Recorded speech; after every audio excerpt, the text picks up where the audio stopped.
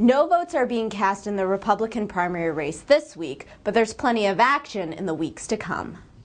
Mitt Romney has solidified his status as the GOP frontrunner by continuing a successful and familiar trend.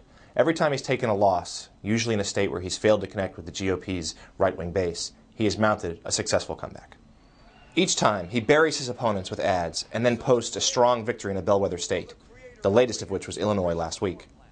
Far ahead in the delegate count, Romney has stayed above the Republican fray this week, taking his message to The Tonight Show with Jay Leno and focusing all of his attacks on President Obama, rather than members of his own party. The same cannot be said of his two rivals, however. Though Newt Gingrich's campaign appears to be on life support, to save money, he has had to slash both his staff and his travel budget. He refuses to drop out, instead calling Romney the weakest frontrunner in recent times. Rick Santorum, meanwhile, has shown signs of losing focus, cursing at a reporter and being forced to backtrack from several recent controversial off-the-cuff statements. However, a recent win in Louisiana has convinced him to stay in for the long haul. The upcoming primary calendar does not seem kind to either Santorum or Gingrich, however.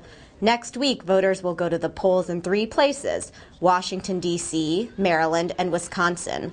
All 3 are moderate and often vote Democrat in the general election, so they should be friendly terrain for Romney, though Santorum has spent a lot of time in Wisconsin this week hoping to pull an upset. Things look even bleaker for Romney's conservative rivals later in the month.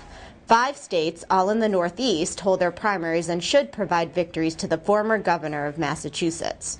Ballots will be cast in Connecticut, New Jersey, Delaware, Rhode Island, Pennsylvania, and right here in New York. Pennsylvania looms largest that day. If Santorum cannot win the state in which he represented for more than a decade in the Senate, it could spell the end of his campaign. But if he does survive, the race shifts to a series of more conservative states. A strong showing by Santorum there may prevent Romney from collecting the number of delegates needed to wrap up the GOP nomination before their convention in Tampa. For the latest on the road to the White House, please join our political team at nydailynews.com.